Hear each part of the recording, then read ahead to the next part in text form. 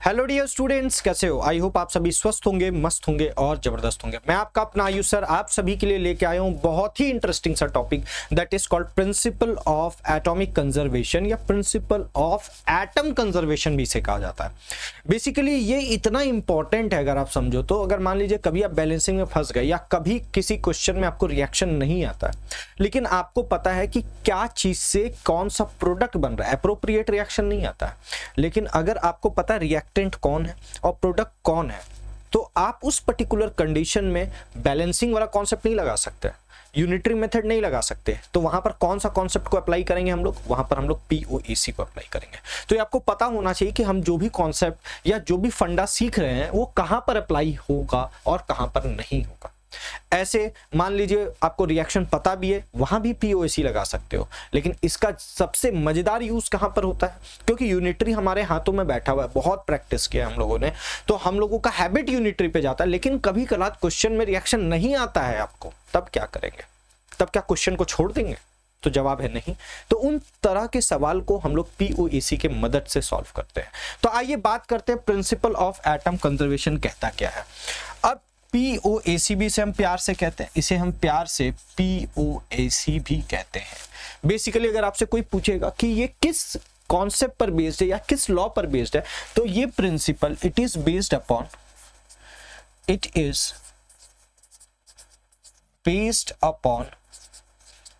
the law of conservation of mass.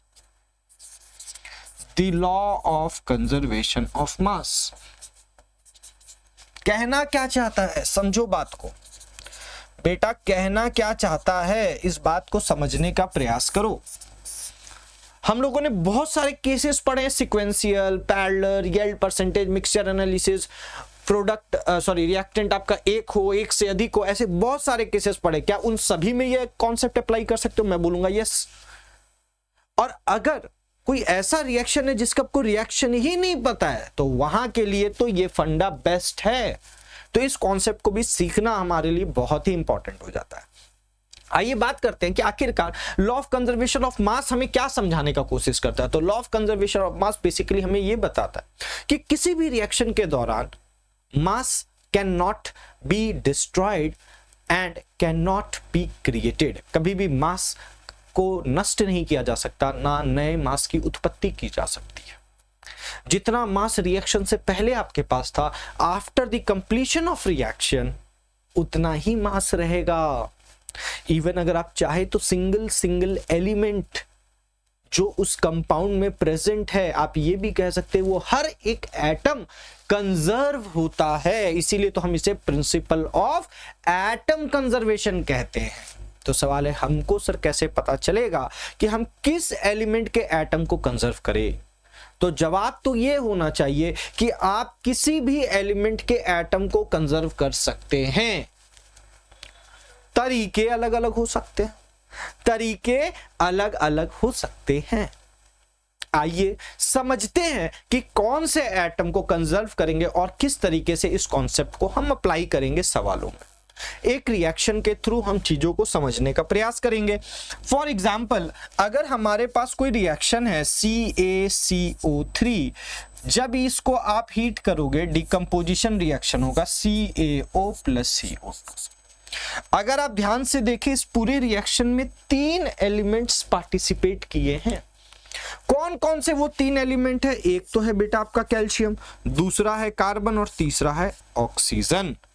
अगर हम conserve calcium को करते हैं तो मेरा इक्वेशन क्या बनेगा समझिएगा। अगर हम कैल्शियम को कंजर्व करते हैं तो हम क्या देखेंगे कि रिएक्टेंट साइड में कैल्शियम किस कंपाउंड में है? तो यहां पर कैल्शियम कहां पर है बेटा? कैल्शियम कार्बोनेट में प्रेजेंट है। तो हम क्या लिख सकते हैं बेटा? Moles of calcium carbonate. अब बोलेंगे सर मोल्स कैसे निकालेंगे? तो ये सवाल में दिया होगा, आइदर वेट दिया होगा, आइदर मोल दिया होगा, आइदर नंबर दिया होगा। आप इन तीनों में से किसी भी चीज का इस्तेमाल करके मोल्स को फाइंड आउट कर सकते हैं, मोल्स ऑफ CaCO3। और ये तो हम लगातार करते आ रहे हैं, पिछले जितने भी लेक्चर्स हम लोगों ने पढ़ा। तो यहां पर हम लोग क्या करेंगे कि जो मोल्स ऑफ CaCO3, अगर हम कैल्शियम को कंजर्व करेंगे तो हम देखेंगे कि इस पर्टिकुलर मॉलिक्यूल में कैल्शियम कितना है। तो हमको नजर आ रहा है 1 कैल्शियम है, तो हम इस मोल्स ऑफ CaCO3 को क्या चीज से मल्टीप्लाई करेंगे बेटा, 1 से मल्टीप्लाई करेंगे और फिर इज इक्वल्स टू लिख देंगे, क्योंकि अब रिएक्टेंट साइड में ऐसा और कोई कंपाउंड नहीं है, या आप कह सकते हैं मॉलिक्यूल नहीं है जिसमें कैल्शियम प्रेजेंट है। तो अब हम दूसरे साइड में जब देखेंगे तो मेरा कैल्शियम कहां पर प्रेजेंट है, कैल्शियम ऑक्साइड में प्रेजेंट है। मैं क्या लिख सकता हूं बेटा, यहां पर भी कैल्शियम कितना है, यहां पर भी कैल्शियम 1 है, तो मैं क्या लिख दूंगा 1 into मोल्स ऑफ CaO। क्या मैं जब कैल्शियम को कंजर्व कर रहा हूं तो यही रिएक्शन, यही इक्वेशन बनेगा, यस।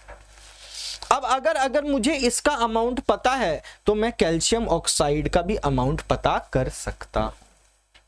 अब सवाल है, अगर मुझे सवाल में कार्बन डाइऑक्साइड का अमाउंट निकालने बोला सर, तब हम क्या करेंगे, तब हम कंजर्व किसको करें। अब तुम देखो यहां पर कार्बन है, इस मॉलिक्यूल में है ना, अब इस मॉलिक्यूल में कार्बन है तो हम कंजर्व किसको करें बेटा, कार्बन को करेंगे।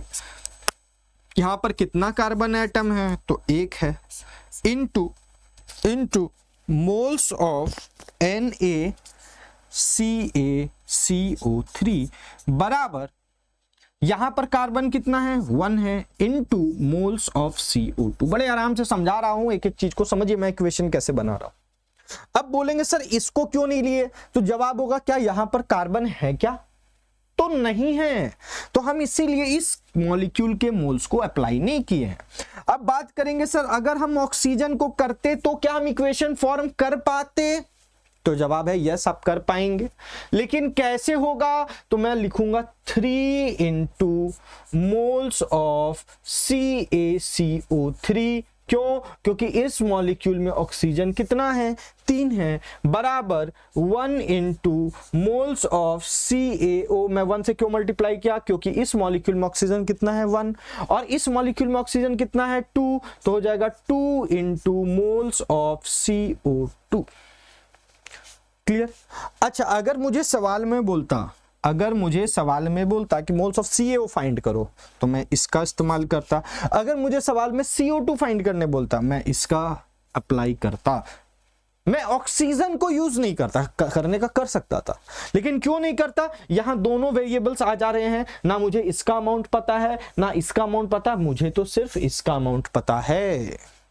तब बोलेंगे सर अगर इसका नहीं दिया इसका दे दिया, और पूछा CaCO3 कितना बनेगा, मैं इसका अप्लाई करूंगा, इसका दे दिया तो इसको निकालूंगा। तो मेरे से अगर कोई पूछे कि सबसे बेहतरीन काम क्या होगा, किस एटम को कंजर्व करना होगा, तो मैं यहां पर एक ज्ञान की बात लिख देता हूं, GKB। क्या लिख दूंगा, मैं ये लिखूंगा कि हम उस एटम को कंजर्व करना पसंद करेंगे। अब मेरे पास कोई ऑप्शन नहीं है तब तो मैं इसको अप्लाई करूंगा ही, लेकिन अगर हमारे पास ऑप्शन है तो हम क्या करेंगे, हम उस एटम को कंजर्व करना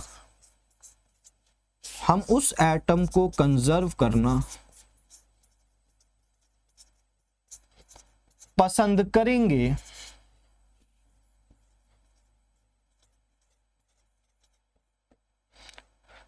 जो प्रोडक्ट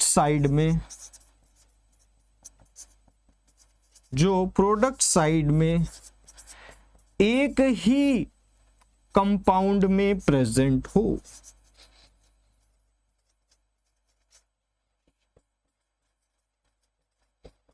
हम प्रेफरेंस किसको देंगे, हम उस एलिमेंट को प्रेफरेंस देंगे, उस एलिमेंट के एटम को प्रेफरेंस देंगे कंजर्व करने के दौरान जो प्रोडक्ट साइड में एक ही कंपाउंड में प्रेजेंट हो। तो मैं कैल्शियम को प्रेफरेंस दे सकता हूं, मैं कार्बन को प्रेफरेंस दे सकता हूं। अब मान लो मेरे को कैल्शियम कार्बोनेट दिया, मुझसे पूछा कैल्शियम ऑक्साइड कितना बनेगा, मैं ऑक्सीजन को कंजर्व करके क्या करूंगा, वहां पर तो कार्बन डाइऑक्साइड भी मौजूद हो जाएगा उसके इक्वेशन में, तो मेरे लिए चीजें चुनौती भरी हो सकती है। तो ये ज्ञान की बातचीत के भी को जरूर दिमाग में बैठा लेना कि हमको किसको कंजर्व करना है और किसको नहीं करना है, बहुत इंपॉर्टेंट हो जाता है ये पॉइंट। क्लियर है क्या, क्लियर है क्या बेटा। चलिए आइए इसी सवाल में मैं थोड़ा सा न्यूमेरिकल वैल्यूज प्रोवाइड कर देता हूं आपको, एंड आई होप आप इस सवाल को बना पाए, है ना। तो एक सवाल मैं दे देता हूं, find out the moles of CaO produced by the decomposition of CaCO3, या ऐसे इसको लिख देता हूं, by the decomposition of 200 gram of CaCO3। अब हमसे पूछा कैल्शियम ऑक्साइड कितना बनेगा, हो सकता था ये क्वेश्चन नंबर 1 हो गया, और इसी में अगर मैं बोल देता find out the volume of carbon dioxide produced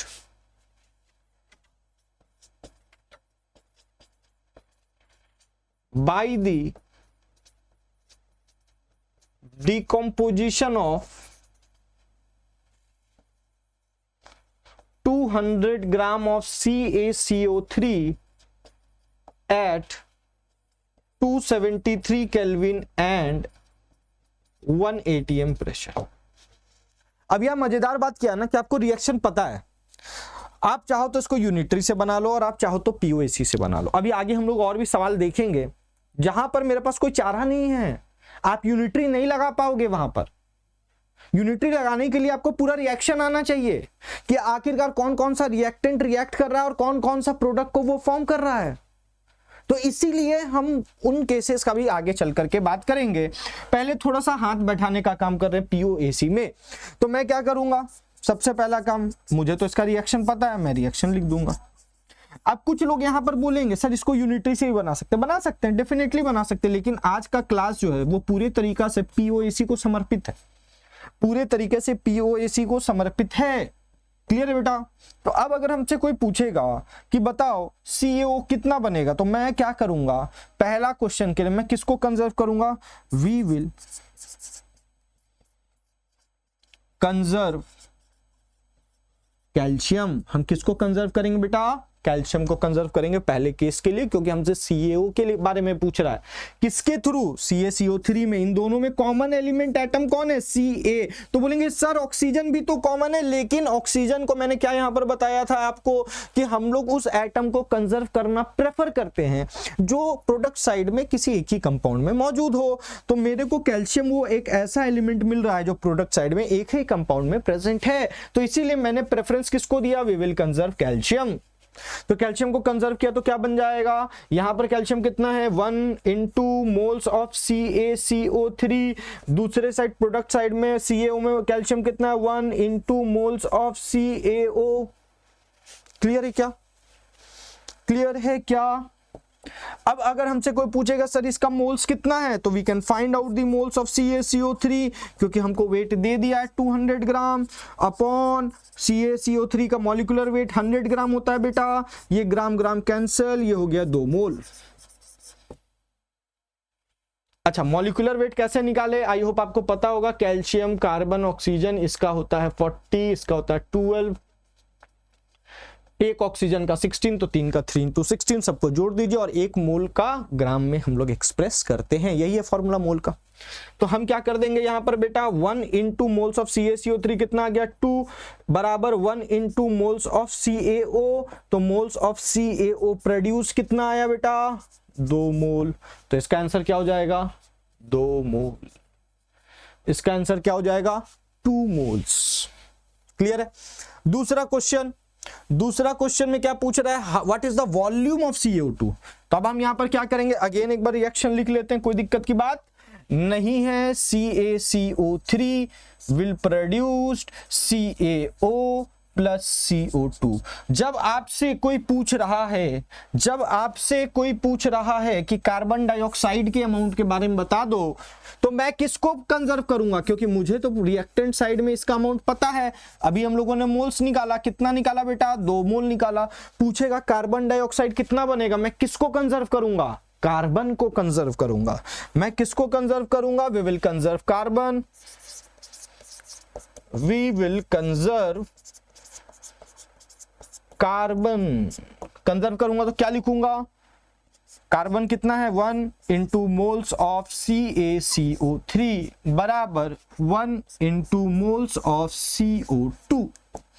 अब मोल्स ऑफ CaCO3 कितना है 2 मोल, तो मैं यहां पर क्या लिख दूंगा 2 mole of CO2 will be produced by the decomposition of 200 gram of calcium carbonate. लेकिन आपसे क्या पूछा वॉल्यूम, आपसे क्या पूछा वॉल्यूम, तो 1 mole of carbon dioxide will produce 22.4 litres of CO2 के बराबर है, कब at 273 kelvin and 1 atm pressure. ये सारी बातें हम लोगों ने प्रीवियस लेक्चर्स में देखा है, क्लियर है क्या। तो 2 moles of CO2 will produce 2 into 22.4 liters of carbon dioxide. It will be 44.8 liters of carbon dioxide will be produced. 44.8 liters of carbon dioxide will be produced. Clear है क्या, clear है क्या। आइए एक सवाल ऐसा ही आसान सा आपको होमवर्क देता हूं, एक सवाल आपको होमवर्क, क्लियर। आप चाहो तो इसका आंसर कमेंट बॉक्स में लिख सकते हो, क्लियर है ना, तब मजा आएगा ना, मेरा पढ़ाने का मकसद पूरा होगा, ठीक है। तो यहां पर क्या बोलता है, find out the ratio of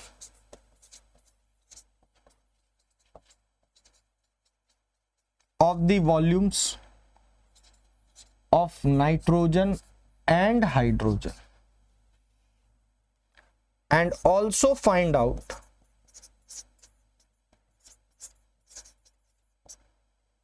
the volume of nitrogen and hydrogen respectively produced by the decomposition of 68 gram of NH3 gas. Clear. तो आपको वॉल्यूम निकालना है, यहां से मोल निकल जाएगा, आपको इसका रिएक्शन भी पता है आई होप।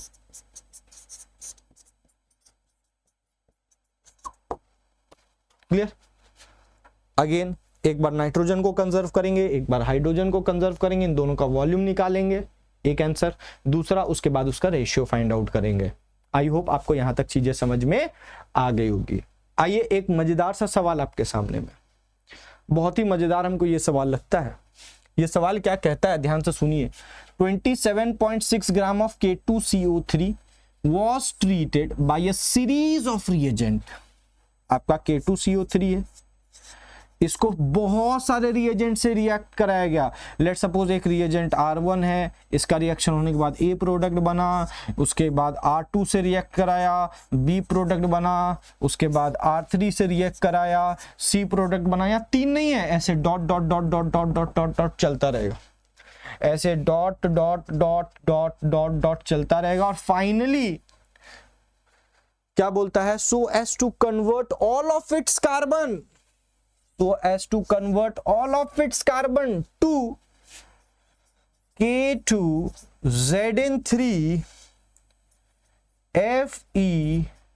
FeCN6 का होल ट्वाइस। यही है ना, ये बना। फाइनली जो आपके पास आया प्रोडक्ट वो ये आया, दिस इज योर प्रोडक्ट। कहां से चालू हुआ कहानी, यहां से चालू हुआ। अब सुनना मेरी बात को, ना आपको सारे रिएक्टेंट्स पता है, ना आपको इस बीच में जो प्रोडक्ट्स यील्ड हुए हैं वो पता है, तो लग तो रहा है सर ये सीक्वेंशियल रिएक्शन टाइप का। लेकिन दिक्कत क्या है, ये जो सीक्वेंशियल रिएक्शंस है इसमें आपको सारे रिएक्टेंट्स और प्रोडक्ट्स नहीं पता है, नहीं पता है, तब क्या होगा, तो इन दैट पर्टिकुलर सिनेरियो आप इसको बैलेंस नहीं कर पाएंगे। बैलेंस नहीं कर पाएंगे तो यूनिटरी मेथड जो अभी तक हम लोगों ने लगाते आया है उसको भी आप यहां पर अप्लाई नहीं कर पाएंगे। जब नहीं कर पाएंगे तभी तो आपको यूज आएगा किसका, POAC का। तो here we will apply the concept of POAC, मैं ये अलग से क्यों लिया लेक्चर, पहले इस बात को समझिए। बहुतों के दिमाग में आएगा सर जब यूनिटरी से हम मूल कॉन्सेप्ट के सवाल को सॉल्व कर ही लेते हैं तो POAC अलग से पढ़ने का क्या जरूरत। तो मैं आपको बता दूं, इस प्रकार के सवाल के लिए हम लोग POAC को अलग से पढ़ते हैं, क्योंकि यहां पर जो आपने जितने भी यूनिटरी मेथड के कॉन्सेप्ट को पढ़ा है वो सारा फेल हो जाता है।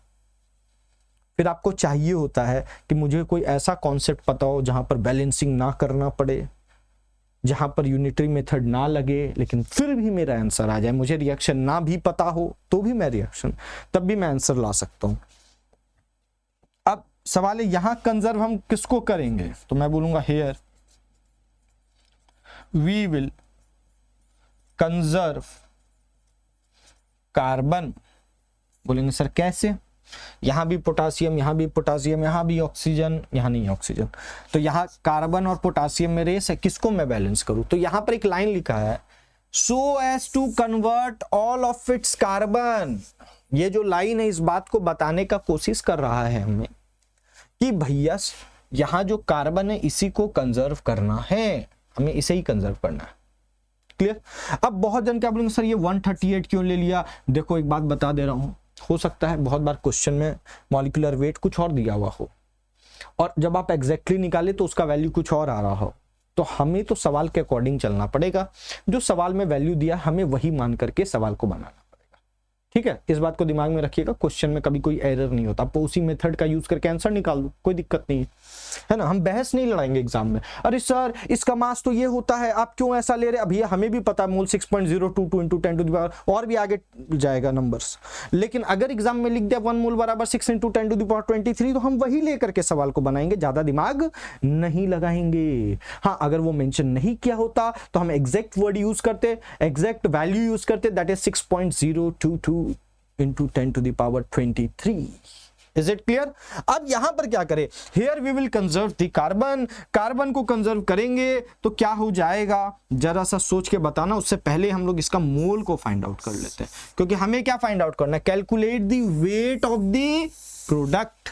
हमको इस प्रोडक्ट का वेट चाहिए, इस प्रोडक्ट का वेट चाहिए। Is it clear. तो हम पहले मोल्स निकाल लेंगे फिर वेट आराम से मॉलिक्यूलर वेट से मल्टीप्लाई करके फाइंड आउट कर सकते हैं। तो first will find out the moles of K2CO3। What will be the moles of K2CO3, that is 27.6 upon 138। अब कुछ लोग क्या गलती करते, देखो फिजिकल केमिस्ट्री में एक गलती बहुत होता है, फिर बोलते कैलकुलेशन डिफिकल्ट हो जाता है। Don't try to solve everything over every steps, हर एक स्टेप में हर वैल्यू को सॉल्व करके आंसर निकालना जरूरी नहीं है, आप इसको ऐसे ही छोड़ दीजिए। This is the moles of K2CO3। Clear, clear है क्या। सिमिलरली हम चाहे तो मोल्स ऑफ K2ZN3 FeCN6 का होल ट्वाइस बराबर क्या लिख देंगे, मुझे इसका वेट नहीं पता तो मैं W लिख दूंगा, upon its molecular weight, molecular weight 698 दिया हुआ तो मैं 698 ले लूंगा। This will be the moles of K2ZN3 FeCN6 का होल ट्वाइस। क्लियर है क्या। अब प्रिंसिपल ऑफ एटम कंजर्वेशन क्या कहता है कि आप पहले नंबर ऑफ एटम्स पता करिए उस मॉलिक्यूल में कितना है। तो यहां पर कार्बन का एटम कितना है 1, लेकिन यहां पर इस मॉलिक्यूल में कार्बन का एटम क्या है 6 into 2 that is 12 atoms of carbon is present. Clear है क्या। अब अगर मैं जब POAC लगाऊंगा तो मैं क्या लिखूंगा, मैं लिखूंगा 1 into moles of K2CO3 बराबर 12 into moles of K2ZN3 FeCN6 का होल ट्वाइस, ये लिखूंगा। कोई दिक्कत है क्या। अब मैं यहां पर मोल्स में क्या लिखूंगा, ये हो जाएगा 1 into 27.6 अपॉन 138 बराबर 12 into W अपॉन 698। क्या यही है मोल्स, 27.16 अपॉन 138 W अपॉन 698। कोई दिक्कत। मुझे तो W फाइंड आउट करना है तो W बराबर क्या आ जाएगा, W बराबर आ जाएगा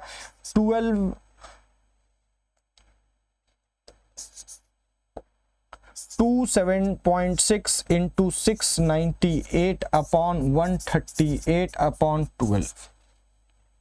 अब आप इसको डिवाइड वगैरह दीजिए, डिवाइड वगैरह देंगे तो इसका आंसर लगभग 11.6337 ग्राम के आसपास आएगा। मतलब आप 11.6 ग्राम लिख सकते हैं। Is it clear?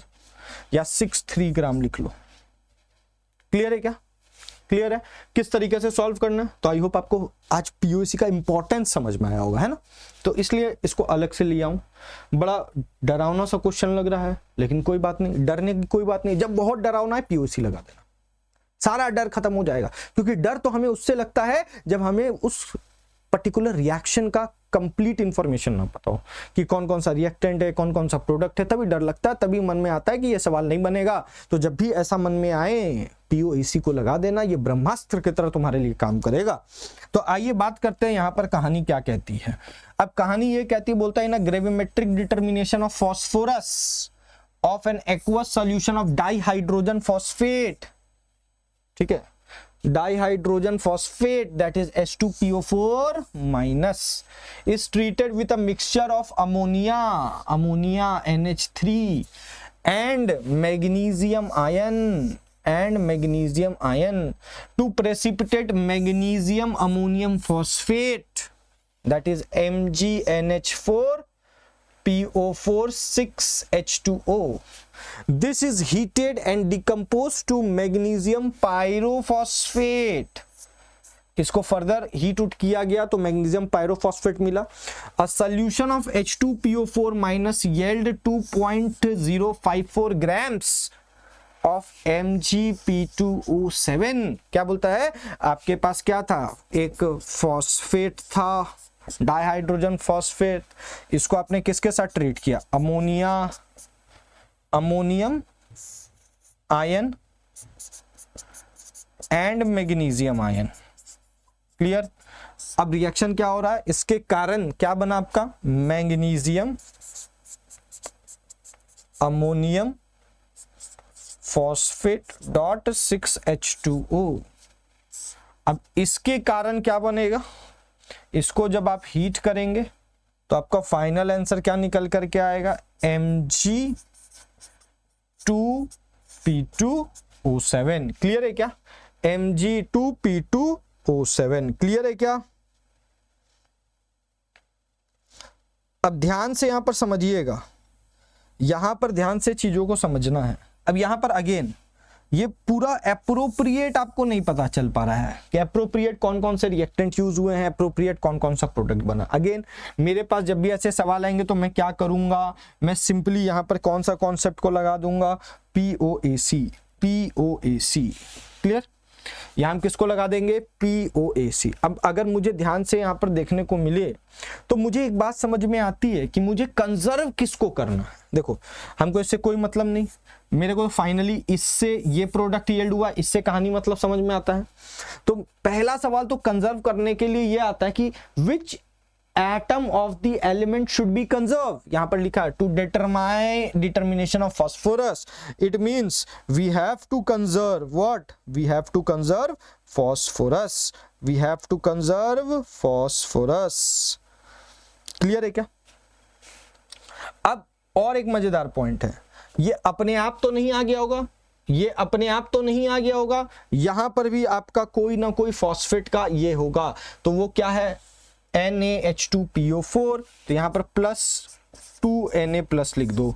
तो अगर मैं एक्चुअली में देखूं तो Na2H2PO4 को अमोनियम और मैग्नीशियम आयन के साथ रिएक्ट करा के MgNH4PO4.6H2O बना, उसको हीट किया तो Mg2P2O7। मतलब यहां से जितना भी फास्फोरस था यहां गया, लेकिन यहां से आया कहां से? यहां से इधर से निकल करके आता है। अब तुमसे क्या चीज का सवाल पूछा? तुमसे ये नहीं पूछा है कि what is the weight of this and this. ना मुझे इसका वेट पता है, इसका तो मुझे पता ही नहीं है, मुझे इसका पता है। इसका क्या वेट गिवन है? इसका वेट गिवन है 2.054 ग्राम्स। इसका वेट क्या दिया हुआ है? 2.054 ग्राम्स। और हमसे क्या पूछ रहा? What is the weight of? हमसे इसका वेट पूछ रहा, हमसे इसका वेट पूछ रहा है। क्लियर? हम लोग कंजर्व अगेन किसको करेंगे? फास्फोरस को। तो we will conserve phosphorus. Clear है क्या? यहां पर कंजर्व हम लोग किसको करने वाले हैं बेटा? फॉस्फोरस को करने वाले हैं। ठीक है, तो अब यहां पर कंजर्व तो फॉस्फोरस को करेंगे, तो यहां पर number of atoms of phosphorus कितना निकल करके आ गया? 1। यहां पर फाइनली नंबर ऑफ फॉस्फोरस का एटम कितना निकल करके आ गया? 2। This 1 and 2 are the atom of phosphorus present in the molecule. Clear है क्या? बोलेंगे सर इसको ही क्यों लिया? क्योंकि मुझे इसी का वेट निकालना है। फिर बोलोगे इसको ही क्यों लिया? क्योंकि इसका वेट मुझे पता है। किसी एक का तो पता होना चाहिए उस इक्वेशन में, तब तो आप दूसरे का फाइंड आउट कर पाओगे। क्लियर है? तो अब हम लोग क्या लिख सकते हैं? हम लोग क्या लिख सकते हैं? 1 into moles of NaH2PO4 बराबर 2 into moles of Mgp2O7 Mg2P2O7। Clear है क्या? ये लिख सकते हैं क्या? अच्छा, मुझे इसका वेट चाहिए तो मैं इसको क्या लिख दूंगा? वेट ऑफ NaH2PO4 मोल्स का formula upon molecular weight of NaH2PO4 बराबर 2 into weight of Mg2P2O7 upon molecular weight of Mg upon molecular weight of Mg2P2O7। अब सारा कहानी कहां घूमेगा? हमें इनका मॉलिक्यूलर वेट निकालना पड़ेगा, इनका और इनका। कैसे निकालोगे? तो NaH2PO4 इसका कितना है? 23, इसका कितना है? 1, इसका 31, इसका 16। तो क्या कर देंगे? 23 plus 1 into 2 plus 31 plus 4 into 16। अब इन सभी को ऐड करेंगे तो कितना आ जाएगा? 120 ग्राम्स। ग्राम्स क्यों लिखा? क्योंकि हमेशा इस फॉर्मूला में ऊपर भी ग्राम होगा, नीचे भी ग्राम होगा, ऊपर भी ग्राम होगा, नीचे भी ग्राम होगा। क्लियर है क्या बेटा? यहां तक कोई दिक्कत नहीं। सिमिलरली हम इसका भी निकालेंगे, तो क्या निकालेंगे? Mg2P2O7 इसका कितना है? 24, इसका 31, इसका 16। क्या लिख देंगे? 24 into 2 plus 2 into 31 plus 7 into 16। बोलो यहां तक कोई दिक्कत की बात है क्या? यहां तक कोई दिक्कत की बात है क्या? नहीं। तो इनको ऐड कर दो यार, ये 48, ये 62, ये 7 6 42 का 4 112। इन सभी को ऐड करोगे तो 222 ग्राम्स निकल के आएगा। क्लियर है क्या? अब आपको सारा डेटा पता है, पूछो कैसे? वेट ऑफ NaH2PO4 निकालना है। क्लियर है? NaH2PO4 मॉलिक्यूलर वेट कितना है? 120 बराबर 2 इंटू इसका वेट कितना दिया हुआ है? 2.054 अपॉन इसका मॉलिक्यूलर वेट पता है 222 ग्राम। बस इसको सॉल्व करना है, आपका आंसर ये निकल करके आ जाएगा। इसका आंसर आप खुद कमेंट बॉक्स में मुझे पिन करोगे कि इसको कैलकुलेट करने पर आंसर क्या आता है। ऐसे कैलकुलेशंस की आदत डाल लो, क्योंकि फिजिकल केमिस्ट्री में ऐसे न्यूमेरिकल टाइप के सवाल आपके जेई मेंस में और एडवांस में पूछे जाते हैं। और जो नीट वाले बच्चे हैं वो भी कैलकुलेशन पे थोड़ा सा पकड़ बनाइए, क्योंकि उनका थोड़ा सा कैलकुलेशन साइड अगर वीक है तो इस तरह के कैलकुलेशंस करेंगे तो उनका दिमाग जो है वो तेज दौड़ना चालू कर जाएगा कैलकुलेशन के तरफ। ठीक है, तो कैलकुलेशन में उनसे भी एरर नहीं होगा। Is it clear? तो ये हो गया आपका कॉन्सेप्ट इस सवाल का। ठीक है, नेक्स्ट क्वेश्चन है आपका। नेक्स्ट क्वेश्चन बड़ा इंटरेस्टिंग सा है, बहुत ही ज्यादा इंटरेस्टिंग है। क्या बोलता है? बोलता है a sample of 3 gram containing Na2CO3 and NaHCO3। 3 grams containing Na2CO3 and NaHCO3। क्या ये क्वेश्चन आपको कुछ केसेस का याद दिला रहा है क्या? यस, ये वही केस है। कौन सा? मिक्सचर का केस है। ये क्या चीज का केस है? मिक्सचर का केस है। Loses 0.248 gram when heated to 300 degree Celsius. जब 300 डिग्री सेल्सियस पे हीट किया जाएगा तो इसका जो वेट में लॉस देखने को मिला वो कितना को देखने को मिला? 0.248। तो क्या बोलता है? The temperature at which NaCO3 decomposes to Na2CO3 CO2 and H2O। तो पूछता है what is the percentage of Na2CO3 in the given mixture. तो बताइए उस पूरे मिक्सचर में, ये जो मिक्सचर है 3 ग्राम का, इसमें Na2CO3 कितना है? इसमें Na2CO3 कितना है। क्लियर है क्या? क्लियर है क्या? चलिए, तो सबसे पहले हम ये समझते हैं कि इस 3 ग्राम्स में अगर x ग्राम आपका Na2CO3 है तो 3 माइनस x ग्राम आपका NaHCO3 होगा। क्लियर है क्या? यहां तक कोई दिक्कत की बात है क्या? नहीं। या फिर आप चाहे तो इसको उल्टा भी ले सकते हैं, कोई दिक्कत की बात नहीं है, है ना। आप इसको x मान लो, इसको 3 माइनस x ग्राम मान लो, कोई दिक्कत नहीं है कहीं पर भी। अब जब तुम हीट करोगे तो एक बात ध्यान रखना, ये तो डिकम्पोज नहीं करने वाला। तुम देखो 300 डिग्री सेल्सियस में बोल दिया साफ साफ, sodium bicarbonate decomposes into Na2CO3, this does not decomposes. एक बात ये ध्यान रखना, carbonates of alkali metals stable compounds होते हैं, तो हीटिंग के दौरान इनका डिकम्पोजिशन नहीं होता है। ये जितने भी अभी डिकम्पोजिशन रिएक्शन हम लोग अभी शॉर्ट्स के थ्रू पढ़ेंगे ना, टाइप्स ऑफ रिएक्शंस में, उसमें ये सारी बातें आएंगी, तो आप शॉर्ट्स भी रेगुलर बेसिस पर देखते रहिए, ठीक है। ऑल्दो ये हिंट आपको क्वेश्चन से भी मिल जा रहा है। मतलब अगर यहां पर रिएक्शन हो रहा है तो किसका हो रहा है?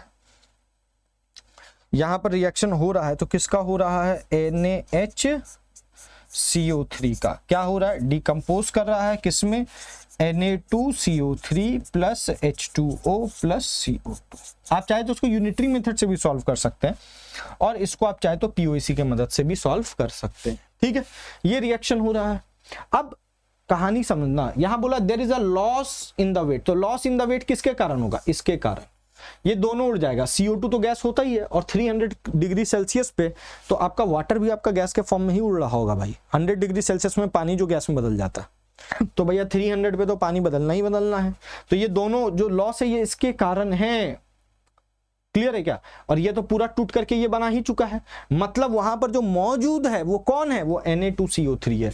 तो वेट ऑफ Na2CO3 ये कब का है? इसको मैं यहां लिख दे रहा हूं, फॉर्म्ड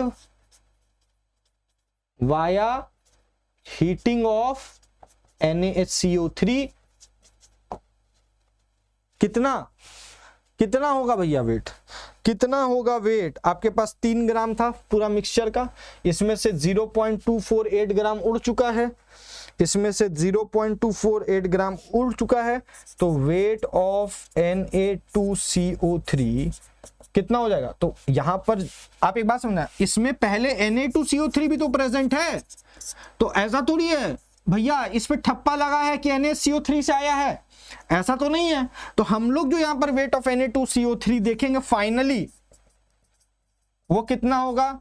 3 माइनस 0.248, 0.248 कितना आ जाएगा? 2.758। कितना आ जाएगा? 2.758 ग्राम्स, ठीक है। 58 नहीं, 10 से 8 जाएगा तो 2 हो जाएगा, 10 से 8 जाएगा तो 2 हो जाएगा, 2.752 ग्राम्स। ये क्या है? ये weight of Na2CO3 present in the product है, ठीक है। तो अगर आपसे कोई पूछेगा कितना Na2CO3 via decomposition of NaCO3 आया, तो भैया पहले कितना ग्राम प्रेजेंट था? x ग्राम, तो ये आपका निकल करके आया 2.752 माइनस x ग्राम। मैं रिएक्शन का बात कर रहा हूं, तो इस रिएक्शन में अगर आप देखें तो आपके पास NaCO3 कितना था? 3 माइनस x, और आपके पास Na2CO3 कितना बना इस रिएक्शन से? पहले वाले से नहीं, इस रिएक्शन से 2.752 माइनस x ग्राम। बोलो यहां तक आया क्या समझ में? हमको इन दोनों का वेट पता चल गया। क्लियर? अब क्या मैं POAC लगा सकता हूं? कंजर्व किसको करूंगा? कंजर्व में सोडियम को करूंगा। क्यों? क्योंकि सोडियम वो एलिमेंट है जो प्रोडक्ट साइड में एक ही कंपाउंड में प्रेजेंट है। तो मैं क्या लिख दूंगा? We will conserve sodium. तो क्या लिखूंगा? यहां नंबर ऑफ सोडियम एटम क्या है? यहां 1 एटम है। इसमें सोडियम एटम कितना है? इसमें 2 एटम है। क्या लिख दूंगा? 1 into मोल्स ऑफ NaHCO3 बराबर, इसको क्या लिखूंगा? 2 into मोल्स ऑफ Na2CO3 लिख सकता हूं क्या? यहां तक कोई दिक्कत नहीं है ना? अच्छा, इस रिएक्शन में NaCO3 कितना है ये? अच्छा, इसको मैं फर्दर क्या लिख सकता हूं? 1 into weight of NaHCO3 upon molecular weight of NaHCO3 बराबर 2 into weight of Na2CO3 upon molecular weight of Na2CO3 लिख सकता हूं क्या? जल्दी से बताना यस और नो, जल्दी से बताना यस और नो। क्या मुझे वेट ऑफ NaCO3 पता है क्या? यस, कितना है? 3 - x बराबर 2 into वेट ऑफ Na2CO3 पता है क्या? यस। जो प्रोड्यूस हुआ इस रिएक्शन में कितना है? 2.752 - x। क्लियर है क्या? अब हमें क्या फाइंड आउट करना? इनका मॉलिक्यूलर वेट। तो मॉलिक्यूलर वेट कैसे फाइंड आउट करेगा? ऑफ NaHCO3 का। सोडियम का हमें पता है 23, हाइड्रोजन का 1, कार्बन का 12, ऑक्सीजन का 60। क्या निकल कर क्या आएगा? 23 + 1 + 12 + 3 × 16 कितना आ जाएगा? 84। क्लियर है? तो यहां पर मैं क्या लिख दूंगा? 84। और इसका निकालोगे तो मॉलिक्यूलर वेट, इसका 23, 12, 16, तो 23 × 2 + 12 + 3 × 16। बोलो कोई दिक्कत है क्या? 46 + 12 + 48, 48 + 12 60 और 46 106 ग्राम। यहां क्या लिख दूंगा? 106 ग्राम। कोई दिक्कत है क्या? अब आपको यहां से क्या करना है? यहां से आपको x के वैल्यू को फाइंड आउट करना है। क्लियर है? यहां से x के वैल्यू को फाइंड आउट करना है।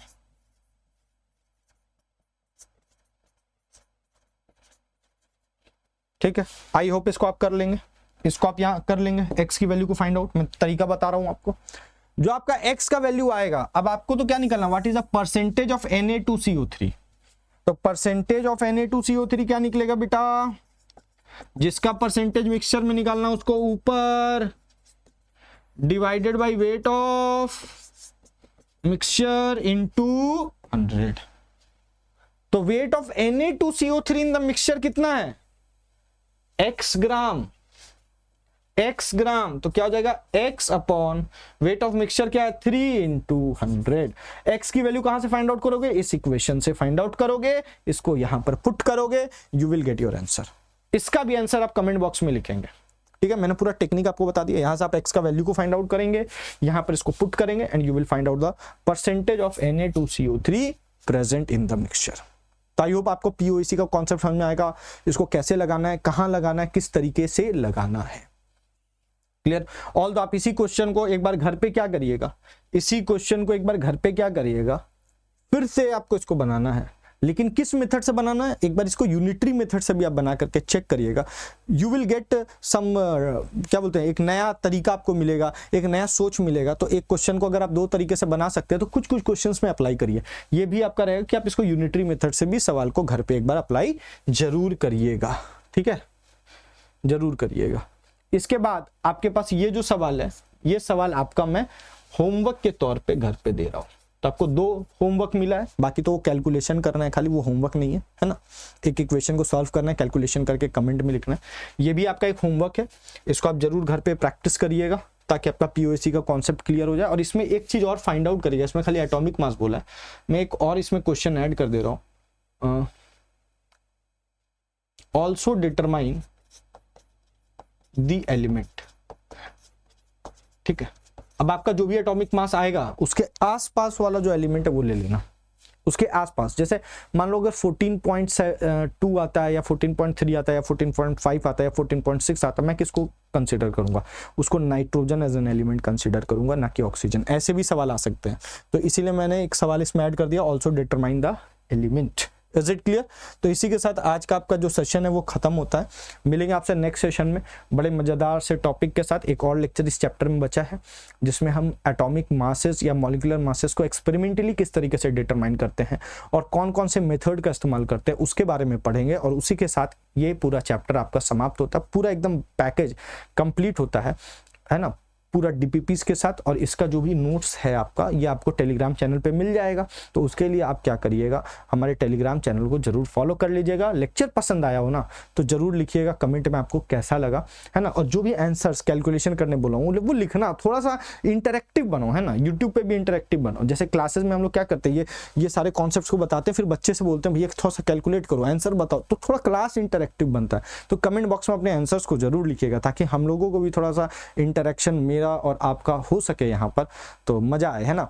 तो पसंद आया लाइक करिएगा, चैनल को सब्सक्राइब कर लीजिए, ऐसे वीडियोस हम आपके लिए लाते रहेंगे। शेयर करना मत भूलिएगा। धन्यवाद, मिलते हैं आपसे नेक्स्ट वीडियो में, तब तक के लिए स्वस्थ रहे, मस्त रहे, जबरदस्त।